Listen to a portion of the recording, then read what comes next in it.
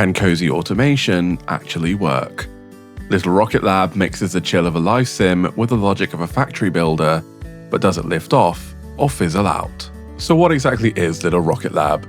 At its heart, it's a hybrid of cozy farming sim energy and Factorio-style automation. You start on a quiet planet running a humble workshop, gathering scrap and resources to build a factory that can one day launch a rocket. The core loop goes something like this. Mine or collect base materials from the surrounding area, craft simple components by hand, and automate production lines with conveyors, assemblers, and power nodes. You use those materials to expand your lab, unlock research, and eventually progress toward rocket technology. But it's not just machines and belts, there's a surprisingly human element. NPCs, small story moments, and a town that slowly develops as you do. You'll accept quirky research contracts, chat with locals, and upgrade your lab in between bouts of tinkering. In spirit, it's closer to Spirity meets Factorio, less pressure, more charm. It trades efficiency puzzles for a sense of relaxed experimentation. Released on October 7th, 2025, it is published by No More Robots and developed by Teenage Astronauts, a studio known for balancing humor with heartfelt design. So yes, it's a game about factories, but it wants you to feel good about them.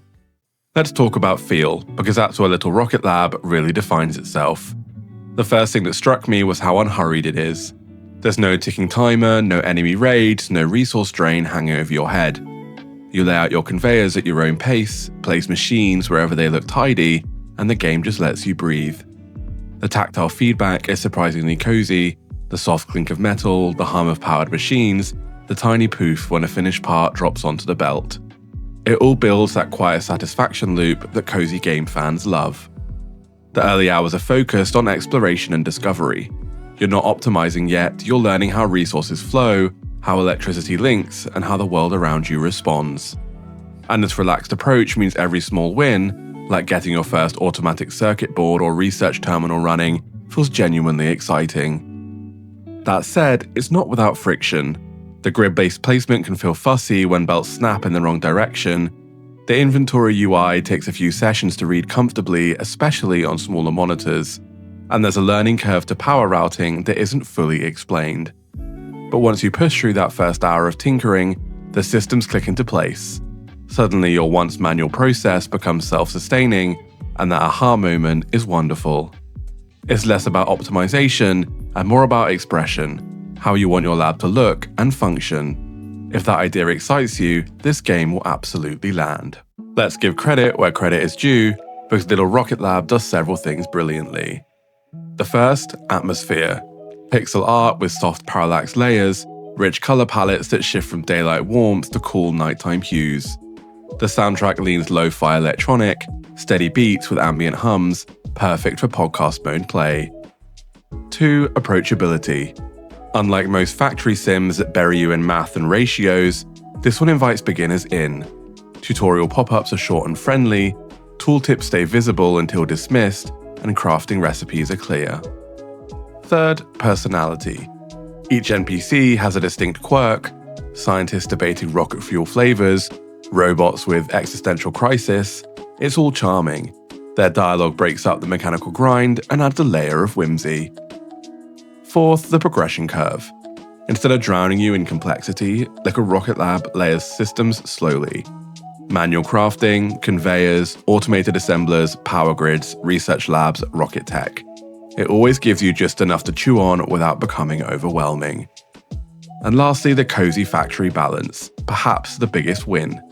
It makes automation calming, the animations are smooth, the soundscape gentle, and the visuals bright enough to avoid the sterile industrial tone most factory games fall into. It's basically automation as self-care. Now the flip side. The most common critique I've seen and felt myself is repetition. After about 8 to 10 hours, the sense of discovery fades, and the mid-game loop becomes a cycle of scaling the same systems rather than unlocking new surprises. Second is UI density. While tutorials start strong, menus and hotbars get busy later, and inventory navigation is clearly mouse first, which may be an issue for controller-based players. Third, limited stakes.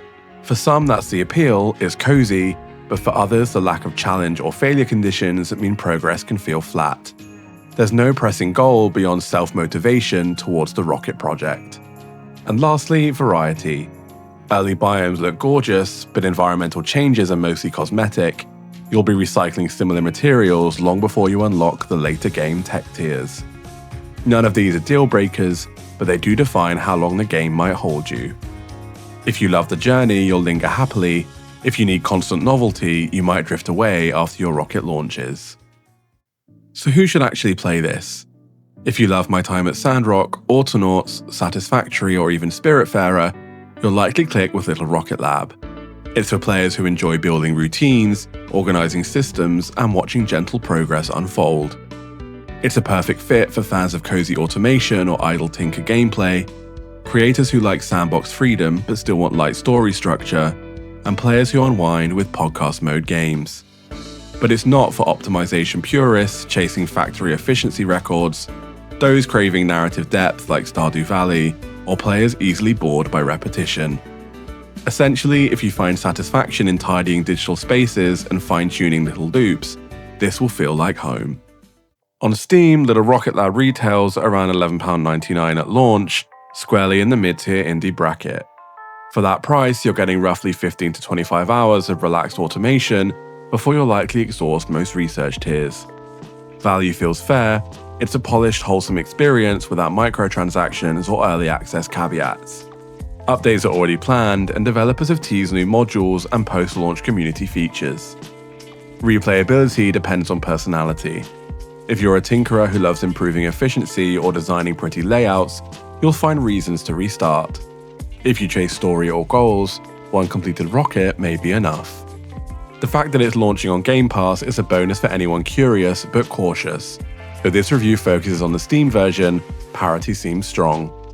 In terms of price to cozy ratio, Little Rocket Lab delivers.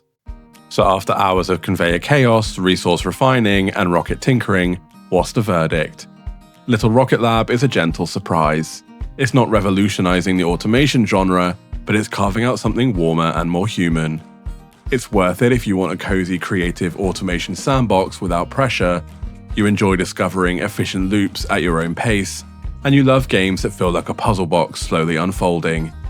Maybe wait if you need long-term variety or deep management systems, or you're sensitive to mild frame dips or UI clutter. I'd skip this game if you want combat, story drama, or constant novelty.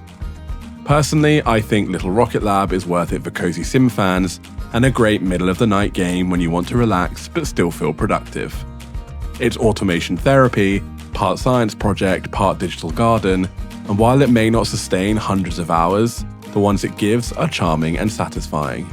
So my recommendation, worth it for cozy automation fans, wait for a sale if you're on the fence. Now I'd love to hear your verdict. Are you building your own cozy rocket factory, or is this one staying wishlisted for now? Drop your thoughts in the comments, I read and respond to every one. If this helps you decide, hit subscribe to join the cozy crew. I cover cozy and live sim games every week. And if you want more cozy reviews right now, check out my worth every penny video on screen. It's packed with chill recommendations that you'll love. Thanks for watching, and as always, stay cozy.